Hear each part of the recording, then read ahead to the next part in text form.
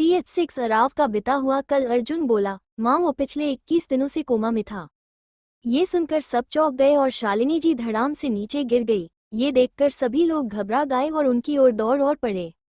माँ क्या हुआ आपको? ठीक है ना, डॉक्टर को बुलाओ, अर्जुन चिल्लाया। कुछ देर बाद डॉक्टर आए और उन्होंने शालिनी जी को चेक करके कहा, आपने इन्हें कुछ ऐसी बातें बताई थी जिससे इन्हें ठेस पहुंच सकती थी? अर्जुन ने कहा, जी डॉक्टर, मैंने अभी अपने खोए हुए भाई के बारे में बताया, शायद इसी की वजह से इन्हें शॉक लगा है। तभी कमरे से शालिनी जी की घबराई हुई आवाज आई, आरव आरव। शालिनी जी की आवाज को सुनकर सभी लोग अंदर चले गए। उन्होंने देखा कि शालिनी जी बेड से उठने की कोशिश कर रहे हैं और तड़प रही हैं। ये देखकर सभी लोग घबरा गए। अर्जुन दौड़कर अपने माँ के पास गया और उसे संभालने लगा। डॉक्टर ने उन्हें नींद की इंजेक्शन दे दी और कहा, इन्हें भारी सदमे का शिकार होना पड़ा है, आप लोग इनका अच्छी तरह से ख्याल रखिए। मैं ये दवाई लिख दे रहा हूँ, आप इन्हें टाइम टू टाइम खिला दीजिएगा। फिर उन्होंने अर्जुन की ओर देखकर कहा, वैसे ये आरव कौन है? आनंद जी बोले, आरव मेरा तीसरा बेटा है, जो काफी सालों पहले घर छोड़कर चला गया था। डॉक्टर को पता नहीं था कि उनके परिवार में क्या प्रॉब्लम चल रही थी, फिर भी उन्होंने शालिनी जी की हालत को देखते हुए कहा, आप उन्हें बुला लीजिए, वरना आपकी पत्नी का ठीक होना नामुमकिन लग रहा है। मुझे लगता है काफी सालों से इन्होंने अपने आप को इस दर्द से छुपा कर रखा था, लेकिन अब ये दर्द बाहर आ रही है, इस वजह से उनकी तबीयत और भी ज्यादा खराब हो रही है।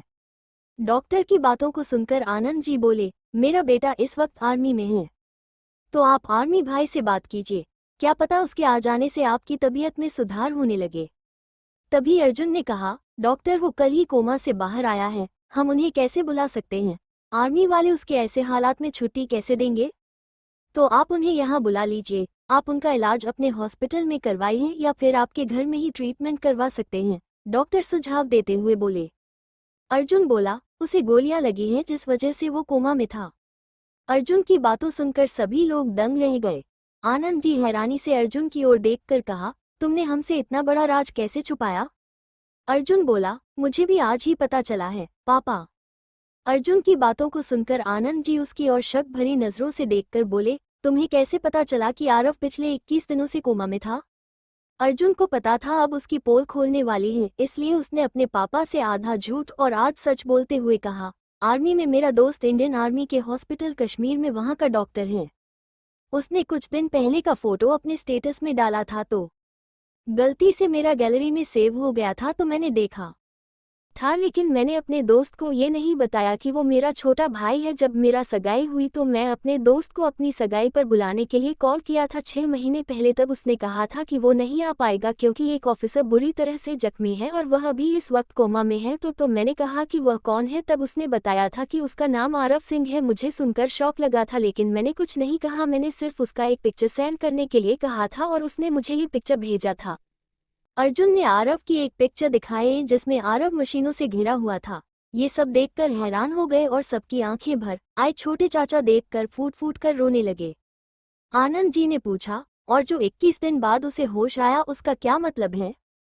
अभय, पापा वो एक मिशन पर गया था, अपने साथियों को बचाने के लिए उसने सारी गोली अपने ऊपर ले ली, जिससे उसका हालत ऐसा है कि वो इस समय कोमा में चला गया था और कल ही वो होश में आया है। आनंद जी अपने आंखों से निकल रहे आंसुओं को पहुंचते हुए गहरी आवाज में बोले, मुझे आर्मी हेड से बात करनी है, मुझे जानना है कि मेरा बेटा इस वक्त कैसा है। ठीक है पापा, मैं अपने दोस्त को कॉल करके पूछता हूँ, अर्जुन ने कहा। जैसे ही दूसरी तरफ से कॉल लगा, डॉक्टर नितिन मुस्कुराते हुए कहा, क्या बात है भाई, आज कैसे याद किया यार मुझे? अर्जुन बोला, भाई मुझे आर्मी हेड का नंबर चाहिए। क्या बात है भाई, सब कुछ ठीक है ना? ठीक है, मैं तुम्हें उनका नंबर भेज रहा हूँ। ये कहकर उसने ब्रिगेडियर साहब का नंबर अर्जुन को भेज दिया। थोड़ी देर बाद अर्जुन ने ब्रिगेडियर सर को कॉल करके कहा, हेलो सर, मैं आरव का बड़ा भाई बोल रहा हूँ, क्या मैं आरव बात कर सकता हूँ? ये सुनकर ब्रिगेडियर सर बोले, हम कैसे यकीन कर सकते हैं कि आप उसके बड़े भाई हैं? ब्रिगेडियर सर की बातों को सुनकर अर्जुन धीमी आवाज में कहा, आप उनसे मेरे बात करा सकते हैं? ठीक है। ये कहकर उन्होंने आरव के पास अपना कॉल फॉरवर्ड कर दिया। जब आरव के मोबाइल में रिंग होने लगी तो उसने उठाया। हेलो आरव। जी सर, तुमसे कोई बात करना चाहता है। ये कहकर उन्होंने अर्जुन कहा, आप बात कर सकते हैं। हेलो आरव। जी बोल रहा हूँ। आप कौन? एक जानी पहचानी आवाज को सुनकर आनंद जी ने गहरी सांस लेकर कहा, आनंद सिंह ओबरॉय। ये सुनकर आरव अपनी मोबाइल को देखकर कहा, पापा कैसे हैं आप? पता है आपकी आवाज सुनने के लिए मैंने कितने सालों गुजार दिए हैं। मैं तुम्हारी आवाज कैसे भूल सकता हूँ, वो आखिरी आवाज भी मुझे आज याद है बेटे, आनंद जी ने धीमे स्वर में कहा। ये सुनकर आरव बोला, अच्छा हूँ पापा, आप लोग कैसे हैं? बेटा तुम्हें इसी वक्त घर आना होगा, आनंद जी ने कहा। अपने पापा की नाम आवाज को सुनकर आरव परेशान होते हुए बोला, क्या बात है पापा, कुछ हुआ है क्या? ये सुनकर आनंद जी ने थोड़ी देर पहले घटी सारी घटनाओं के बारे में उसे बता दिया। आरव बोला, ठीक है पापा, मैं अभी सर से बात करता हूँ। ये कहकर उसने कॉल रख दिया। खुशी एक बेटे को अपने बाप से इतने सालों बाद बातें करने की और एक खुशी बाप को अपने बेटे से करने की खुशी दोनों की आंखों में झलक रही थी। आरव ने तुरंत ब्रिगेडियर सर को कॉल लगाकर कहा, सर मैं घर जाना चाहता हूँ। ये सुनकर ब्रिगेडियर सर बोले, तुम्हारी हालत अभी उतनी ठीक नहीं है, तुम कैसे घर जाओगे? ये सुनकर आरव ने उनके घर में जो घटना घटी उसके माँ के बारे में सब कुछ बता दिया। ब्रिगेडियर सर बोले, ठीक है मैं इंतजाम कर देता हूँ। थैंक यू सर, आरव ने खुशी के साथ कहा। तभी करण का भी मोबाइल बजने लगा। उसने कॉल उठाकर कहा, यस सर, ब्रिगेडियर सर, तुम्हें मेजर आरव सिंह के साथ उसके घर जाना होगा और उसका ख्याल रखना होगा जब तक वो अच्छी तरह से ठीक नहीं हो जाते। आप उसी के साथ रहेंगे और अपना ड्यूटी निभाएंगे। जी सर, मैं ड्यूटी पूरी तरह से निभाऊंगा। दरवाजे के पास खड़े होकर करण आरव को देखे जा रहा था जो एक सैनिक को अपने कपड़े अपने बैग में रखने का इंस्ट्रक्शन दे रहा था। तभी दरवाजे की खटखटाने की आवाज आई। अरे करण, अंदर आओ। आरव जिसके चेहरे पर हर वक्त खड़ूस एक्सप्रेशन दिखाई देता था, आज उसके चेहरे पर मुस्कुराहट बिखरी हुई थी। करण बोला, जाने की तैयारी हो रही है? हाँ भाई, इतने सालों बाद मेरे पापा ने मुझे घर बुलाया है, मैं क्यों नहीं जाऊं? करण भी अपना पैकिंग करना शुरू कर देता है। ये देखकर आरव ने कहा, तुम कहाँ जा रहे हो? करण उसकी ओर देखकर मुस्कुराते हुए बोला, जहाँ बड़ा भाई का घर रहेगा छोटा भी तो वही जाएगा ना? क्या मतलब? आरव ने पूछा। ब्रिगेडियर सर ने ऑर्डर दिया है, मुझे तुम्हारे साथ जाना है तुम्हारा ख्याल रखने के लिए, करण ने कहा। ये तो अच्छी बात है, आरव ने कहा और फिर वो दोनों पैकिंग करके तैयार होकर आर्मी फॉर्मेलिटी पूरी करने के बाद जीप में बैठ गए हैं।